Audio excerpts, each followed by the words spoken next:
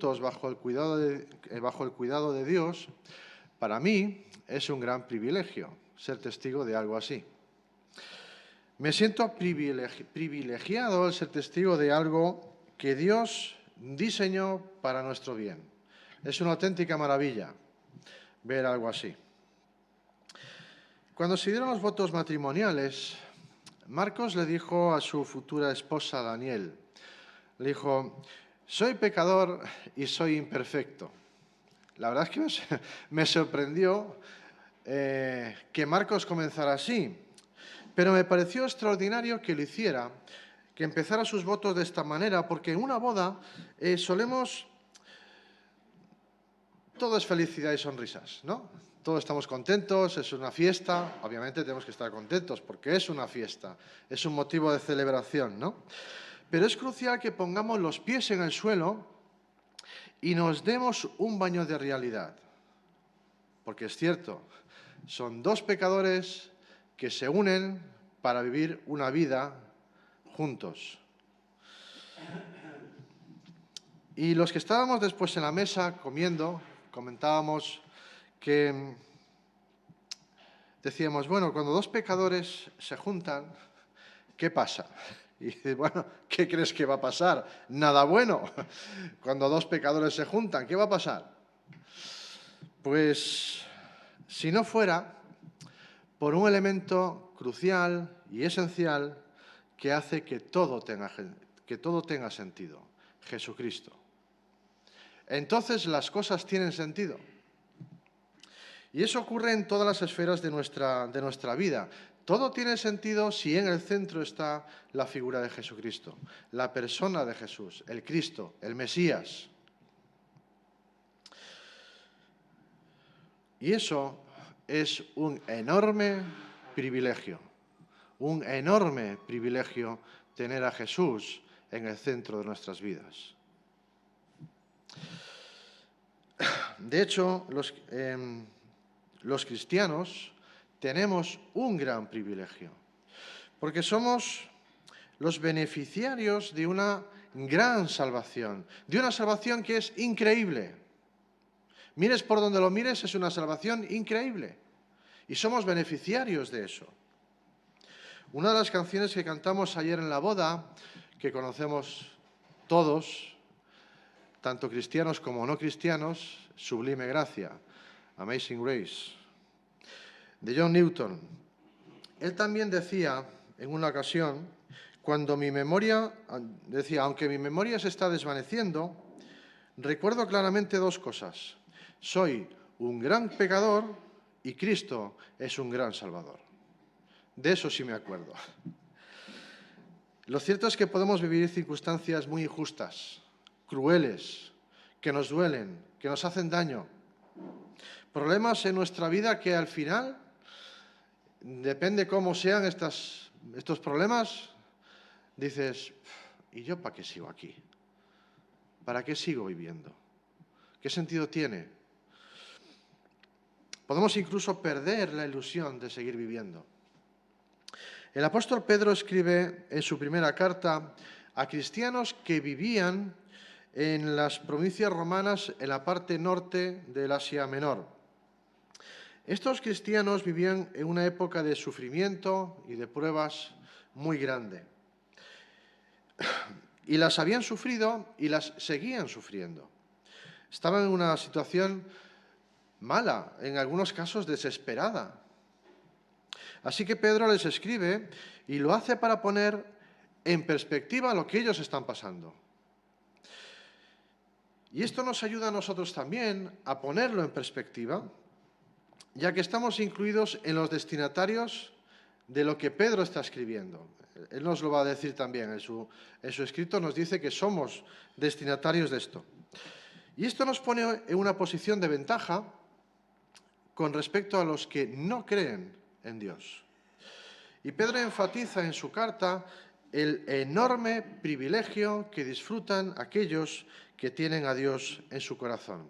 Vamos a leer la primera carta de Pedro, los que tengáis a mano la Biblia. Primera carta de Pedro, capítulo 1. Vamos a leer desde el principio hasta el versículo 12.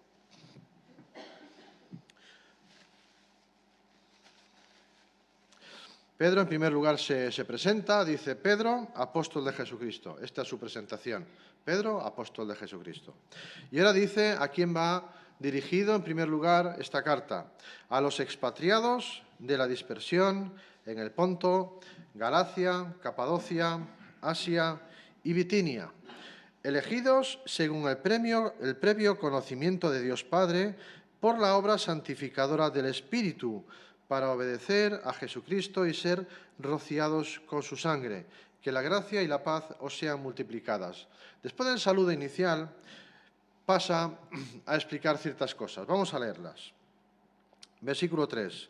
Bendito sea el Dios y Padre de nuestro Señor Jesucristo, quien según su gran misericordia nos ha hecho nacer de nuevo a una esperanza viva mediante la resurrección de Jesucristo de entre los muertos, con el objetivo de obtener una herencia incorruptible, inmaculada, que no se marchitará, reservada en los cielos para vosotros, que sois protegidos por el poder de Dios mediante la fe para la salvación que está preparada para ser revelada en el último tiempo. Dice: en lo cual, en esta salvación, os regocijáis grandemente. Aquí el énfasis de regocijar está en que das saltos de alegría, en que es una alegría que no es contenida. No es que pongas cara de, bueno, sí, estoy contento hoy, pero no se me nota porque yo soy así. No. No es esta la idea. Es una alegría que se nota, que se expresa de forma externa. No es una alegría que te la tienes ahí, bueno, pues estás contento, bueno, vale.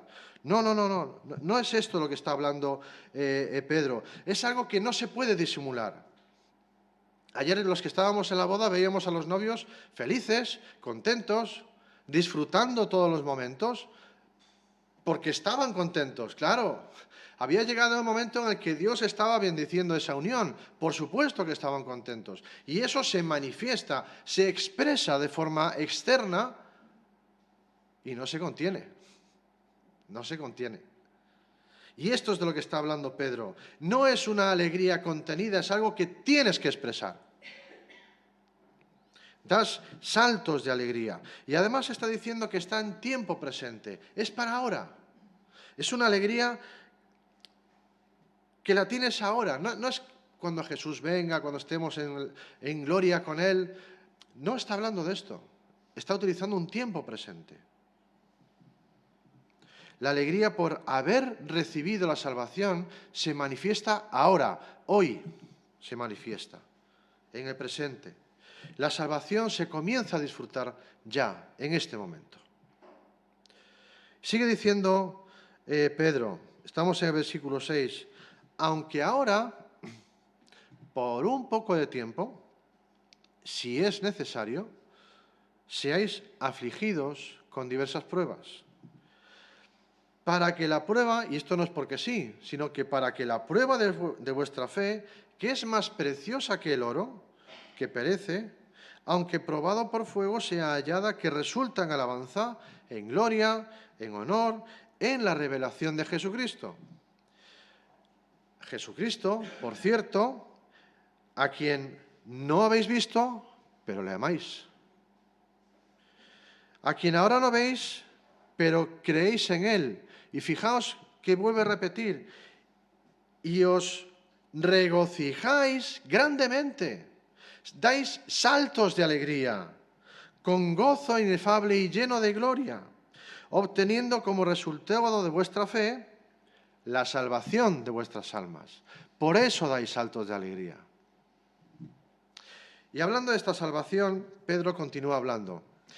Dice, hablando de salvación, acerca de esta salvación, de la cual os estoy hablando, en la cual dais saltos de alegría, los profetas que profetizaron de la gracia que vendría a vosotros diligentemente inquirieron e indagaron, procurando saber qué persona o qué tiempo indicaba el Espíritu de Cristo dentro de ellos, al predecir los sufrimientos de Cristo y las glorias que seguirían. A ellos les fue revelado, a esos profetas, los que tenemos nosotros en el Antiguo Testamento, a esos profetas les fue revelado que no se servían a sí mismos, sino a vosotros, a los que estáis leyendo esta carta, a los destinatarios de esta carta, a vosotros. Los destinatarios sois vosotros. En estas cosas que ahora os han sido anunciadas mediante los que os predicaron el Evangelio por el Espíritu Santo enviado del cielo. Estas cosas que os han sido anunciadas, cosas a las cuales los ángeles anhelan mirar. Resumiendo un poco lo que Pedro dice aquí, es que si bien es cierto que vivimos en un mundo hostil, en un mundo en el que tendremos dificultades, en un mundo en el que tendremos aflicciones, Jesús ya lo avisó, Juan 16:33, los que hemos abierto nuestro corazón para que Cristo viva en él, ya fuimos liberados de la amenaza que teníamos. Hemos sido liberados de ello. Ya disfrutamos de una gran salvación que es mucho más grande que cualquier amenaza o problema que podamos tener.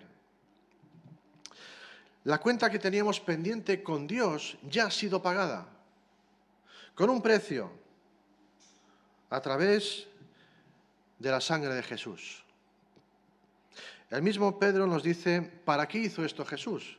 En el capítulo 3, verso 18, dice, porque también Cristo murió por los pecados una sola vez, el justo por los injustos, para llevarnos a Dios. Con el objetivo de llevarnos a Dios. Piensa en esto cuando después participemos del pan y del vino. ¿Con qué objetivo se realizó este sacrificio? Al principio de esta carta, Pedro les dice, en el versículo 3, que hemos leído, que bendito sea el Dios y Padre de nuestro Señor Jesucristo, quien según su gran misericordia nos ha hecho nacer de nuevo a una esperanza viva, mediante la resurrección de Jesucristo de entre los muertos, algo totalmente sobrenatural, algo que no ha vuelto a ocurrir jamás. La resurrección de Jesucristo, para obtener una herencia incorruptible, inmaculada, que no se marchitará y que está reservada en los cielos para vosotros. Ya podemos disfrutar de eso en parte. Podemos disfrutar de esto. Pero nadie nos puede robar ya esa herencia. Eso es imposible. Nos ha sido dada. Nadie nos la puede quitar ya. Esa parte que tenemos reservada nada más y nada menos que en los cielos. Y tú y yo tenemos ese gran privilegio. Claro, Pedro no dice esto porque sí. No es aquello de que, bueno, lo digo yo y punto, ¿no? Y ya está. No, no. Pedro argumenta lo que está diciendo en este texto. Lo que Pedro aquí dice no es palabrería, son hechos que nos va a argumentar, y nos va a argumentar porque somos privilegiados. Pedro nos dice que a los profetas, los que nosotros tenemos en el Antiguo Testamento, les habría gustado entender mejor esa salvación que nosotros tenemos ahora en Cristo.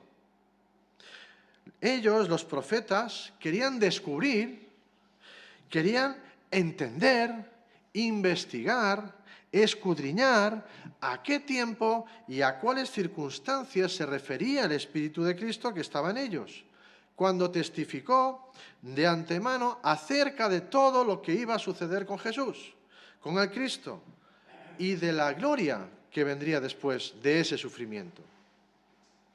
Si echamos un vistazo al Antiguo Testamento, encontramos textos que predecían con siglos de antelación cuáles iban a ser los sufrimientos de Cristo, con mucho detalle. ¿Y para qué iba a venir el Mesías? Estos profetas tuvieron el privilegio de saber de antemano cómo iba a ser la llegada del Mesías, para qué iba a venir, bajo qué circunstancias lo haría.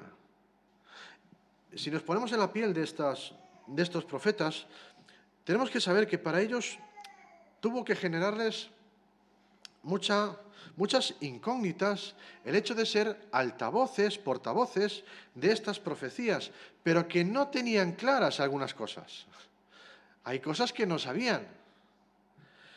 Era normal. Bueno, yo sí, señor, vale, yo escribo esto, lo digo, pero hay cosas que no entiendo del todo, ¿no? Les faltaba información. Pero, según lo que Pedro nos dice, hay algunas cosas que sí sabían estos profetas. Sabían, por ejemplo, Cristo iba a venir. Esto lo tenían clarísimo.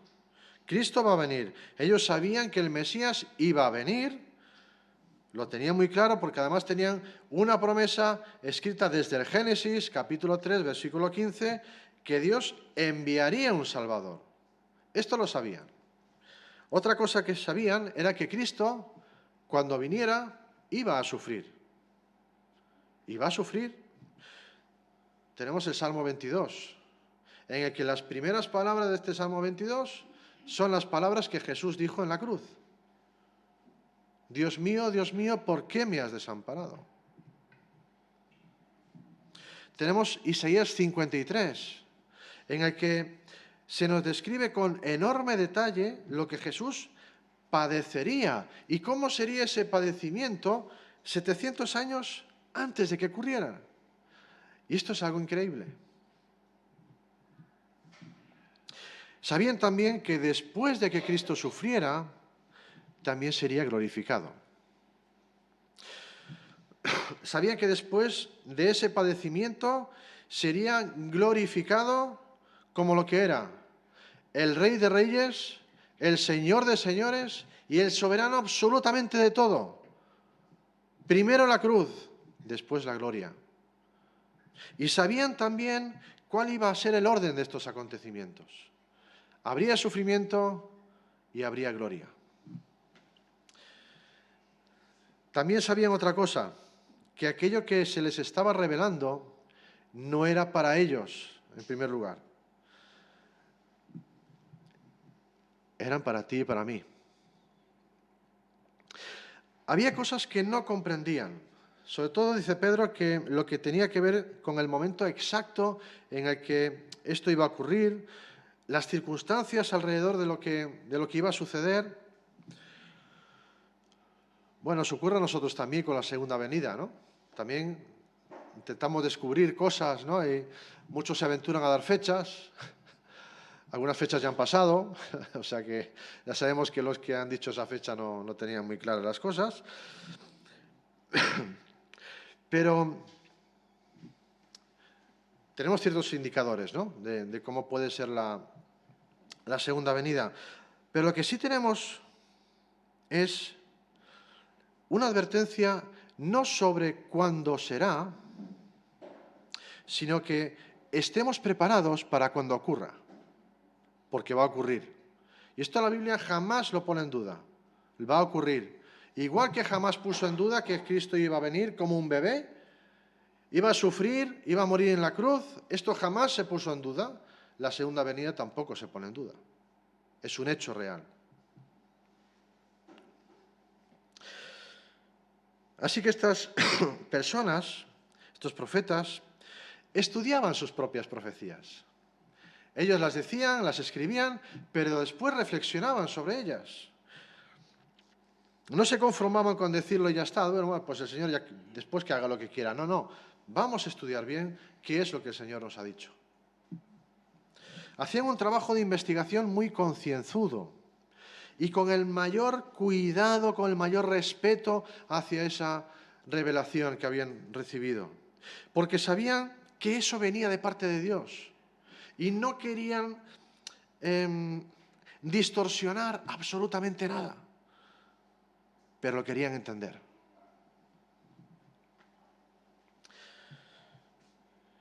Otra cosa que sabían es que aquello que estaban enseñando era para ti y para mí, para generaciones futuras.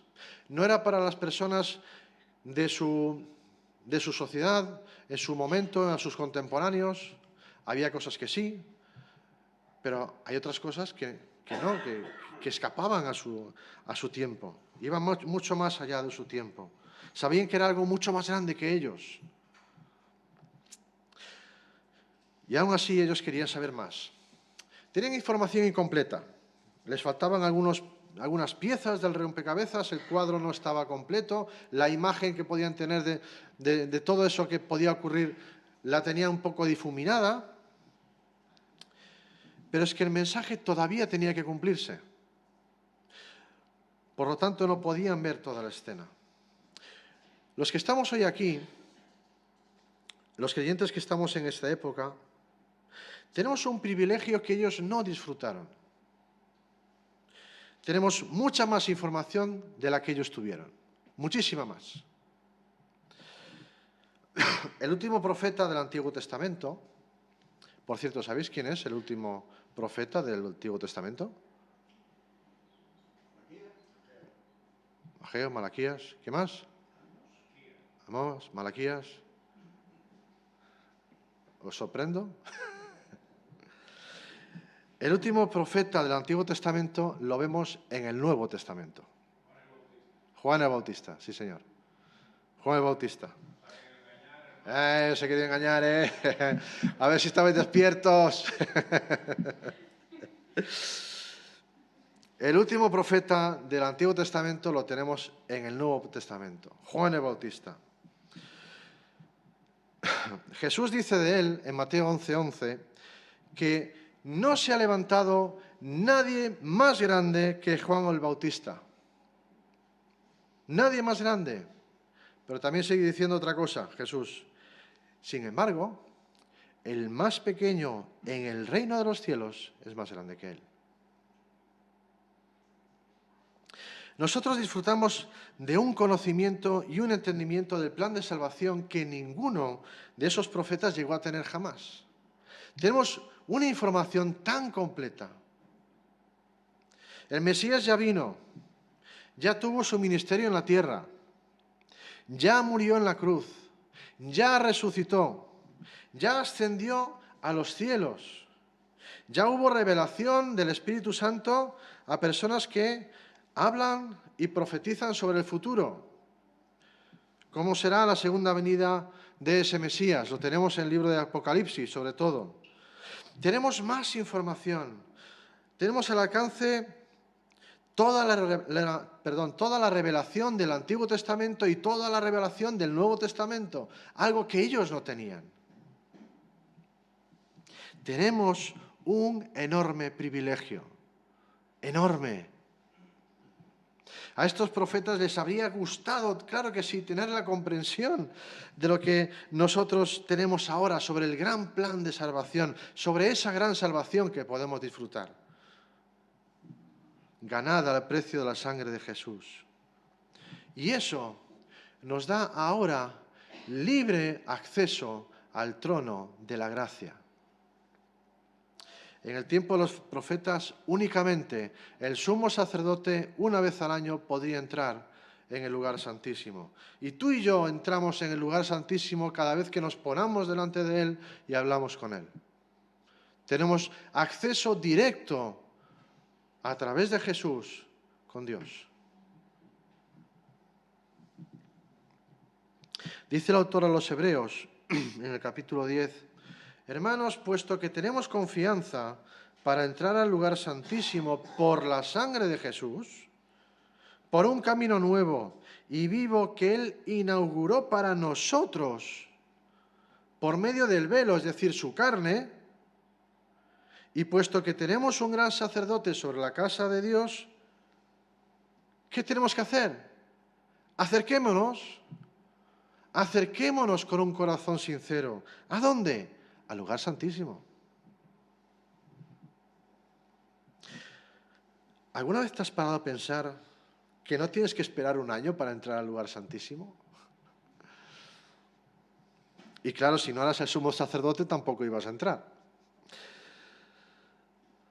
Tenemos acceso directo con el Creador del universo.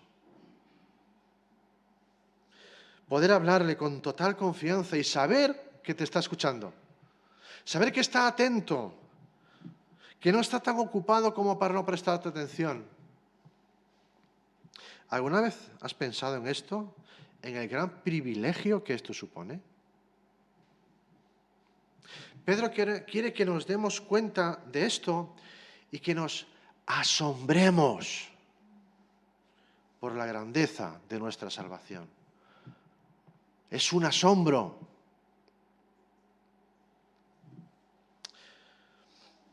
Pedro nos dice también que tú y yo hoy podemos disfrutar de este conocimiento, de este entendimiento, de esa comunión y relación con Cristo,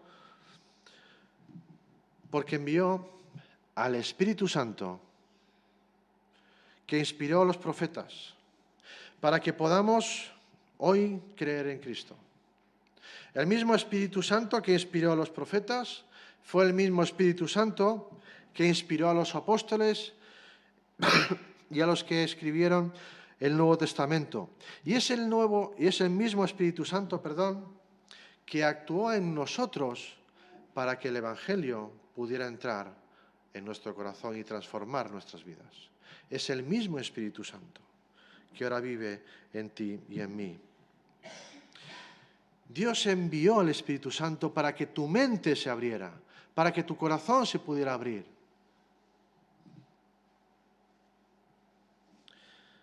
Para que pudieras comprender y pudieras disfrutar de la compañía de Jesús y de su Evangelio. No olvides esto tampoco cuando estemos participando del pan y del vino. Pero Pedro todavía no ha acabado. Tiene algo más que decirles a estos creyentes. Y mira, yo sé que estáis sufriendo, lo estáis pasando muy mal. Estáis pasando pruebas muy duras, os están persiguiendo, os maltratan, os matan. Pero tened clara una cosa, tenéis un privilegio que incluso a los profetas les hubiera gustado tener y entender del todo, pero hay algo más. Tenéis una salvación tan grande, disfrutáis de una salvación tan grande que incluso los ángeles quieren contemplar esto. Incluso los ángeles quieren. Es algo tan grande que los ángeles no paran de sorprenderse con esta salvación. Dice versículo 12 en 1 Pedro 1, que a ellos, los profetas, les fue revelado que no se servían a sí mismos, sino a vosotros, en estas cosas que ahora os han sido anunciadas mediante los que os predicaron el Evangelio por el Espíritu Santo enviado del cielo, cosas a las cuales los ángeles anhelan mirar. Aquí hay dos palabras en esta frase importantes para que podamos entender la magnitud de lo que Pedro está diciendo aquí. Anhelan y mirar. La palabra anhelar es algo así como desear algo con fervor, fervientemente. Que lo deseas desde tu corazón, desde lo más hondo de tu corazón, eso lo deseas. Y la palabra que se traduce aquí como mirar nos va a dar la idea de inclinarse para ver algo con mucha atención. Es como cuando estás detrás de mucha gente y estás intentando ver algo que te interesa mucho. ¿Qué haces? Te pones de puntillas, ¿no? A ver, intentas mirar, porque deseas saber lo que está allí. Deseas verlo. Esta es la idea que nos está transmitiendo Pedro. Los ángeles están tremendamente interesados en observar con detenimiento y con gran concentración las consecuencias de esa salvación tan grande que nosotros tenemos en Cristo. Les sorprende.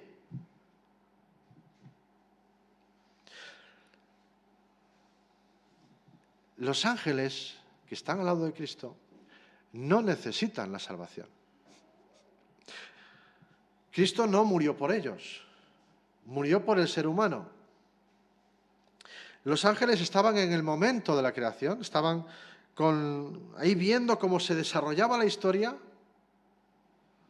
Estaban ahí cuando Jesús, el creador del universo, se hacía un ser humano, se hacía un bebé, alguien frágil, débil. Estaban ahí, vieron cómo sufría durante todo su ministerio y no podían ayudarlo ahí. No podían sacarlo de ahí. Lo vieron en el Calvario, sabiendo que ese era su Señor.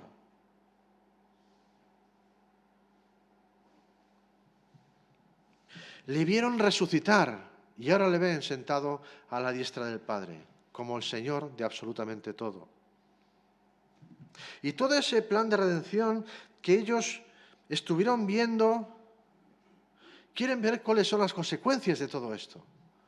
Y las consecuencias las ven aquí con nosotros.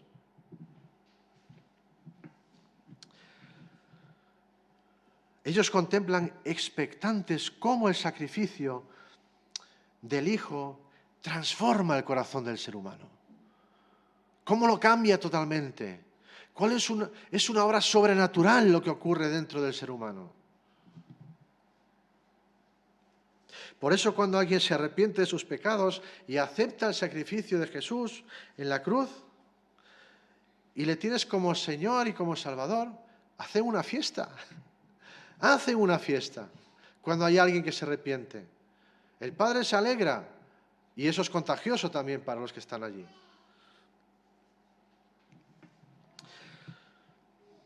Porque se te da un privilegio enorme cuando aceptas a Cristo en tu corazón.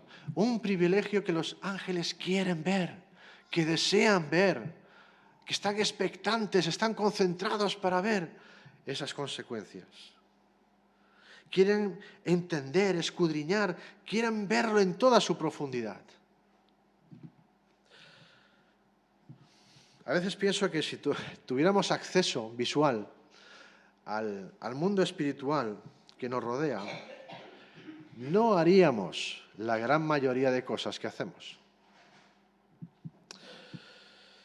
y que nos alejan de Dios. No lo haríamos. Si pudiéramos ver un poco de ese mundo espiritual, nos quedaríamos boquiabiertos, sin palabras.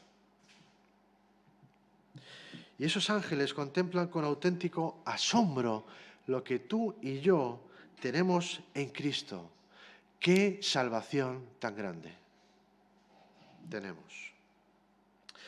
Aquí no importa el dinero, ni tus casas, ni tus posesiones, tus acciones en el banco, no importa cómo te llames, qué cargo tengas, director de no sé qué, es igual, no importa, no importa. No va de eso. De hecho, puedes ser la persona más influyente del mundo, que no importará nada cuando tengas que enfrentarte a Dios. No importa. Todo lo que tienes no vale absolutamente nada comparado con lo que Dios te da a través de Jesús. ¿Te sorprendes cuando vas a la Biblia y la lees? ¿Te sorprende el simple hecho de poder hablar directamente con el Creador del universo? ¿Todavía te sorprendes al ver que aquel que dijo sea la luz es el mismo que dijo en la cruz, Padre, en tus manos encomiendo mi espíritu? ¿Te sorprende esto todavía? ¿Te sorprendes cuando reflexionas o piensas en qué salvación has recibido? Pablo escribió a la carta a los Filipenses desde la prisión en Roma, unos 30 años, más o menos unos 30 años después de su conversión. En el capítulo 3, versículos 7 y 8, dice: Pero todo lo que para mí era ganancia, todo, todo lo que para mí era ganancia, posesiones, posición social, bueno, caballos en aquel momento, no tenían coches, ¿no? Pero casas, no sé, influencia, todo, todo, todo, todo, todo lo que eso para mí era una ganancia, lo he estimado como pérdida por amor de Cristo. Y aún más, yo estimo, y habla en el presente, 30 años después de su conversión aproximadamente, después de haber conocido a Jesús, estimo ahora como pérdida todas las cosas en vista del incomparable valor de conocer a Cristo Jesús, mi Señor. ¿Por quién lo he perdido todo? Lo he perdido absolutamente todo. Y fíjate lo que dice, lo considero como estiércol. Dice esto el texto. En algunos nos pone como basura. Lo considero como estiércol, a fin de ganar a Cristo. ¿Todavía te sorprendes cuando piensas que Cristo te escogió desde antes de la fundación del mundo? Da que pensar, ¿eh? Pedro les está escribiendo a unos creyentes que estaban siendo perseguidos de una forma feroz, cruel. En una época en la que les gobernaba un tirano demente como Nerón. Nerón crucificaba a los cristianos en los caminos, sobre todo en la parte de Roma. Los cubría de brea, les prendía fuego para que fueran antorchas humanas, para él poder ver dentro de su palacio. A esto les escribe Pedro, a los que estaban en esta situación. Y les dice, sé por lo que estáis pasando, pero vosotros tenéis algo mucho más grande que Nerón, algo mucho más grande de lo que Nerón os puede hacer. La salvación que tenéis no se puede comparar con nada, absolutamente con nada. Pedro no les dice que no van a sufrir, no les dice esto. Pero pone su sufrimiento en la perspectiva correcta. Este mensaje para nosotros en 2022 también nos pone en la perspectiva correcta. Estamos a las puertas, o no a las puertas, ya comenzamos un gran problema económico, problemas de salud, problemas de suministro, un problema global que nunca hemos visto cosa semejante. Pero tenemos algo mucho más grande que todo eso, muchísimo más. Ya disfrutamos de una salvación comprada por la sangre de Jesús. Sorprendámonos con esto, sorprendámonos con Jesús, con lo que hizo, con lo que hace con nosotros, en y con nosotros cada día. Pidámosle al Señor que no nos conformemos, que no nos insensibilicemos al Señor, que no seamos insensibles ante Él, que nos sorprendamos con cada cosa que hace. Sorprendámonos de que Él quiera que tú y yo pasemos la eternidad con Él. Eso es increíble. Sorprendámonos mientras participemos de la cena del Señor. Vamos a orar. Reconocemos, Señor, que no lo merecemos. No merecemos absolutamente nada de tu gracia. Y sin embargo la tenemos. Solo podemos tener un espíritu de gratitud, Señor, de humildad, y que la consecuencia de eso, Señor, sea que nos sorprendamos, que estemos asombrados de tu amor, Señor. Que no lo podemos entender del todo, pero nos asombra, nos sorprende, Señor, lo que tú quieres para nosotros. Ayúdanos a que nuestra alabanza y nuestra adoración brote desde nuestro corazón, Señor, en tu dirección. Que seas tú la meta de nuestra adoración, Señor.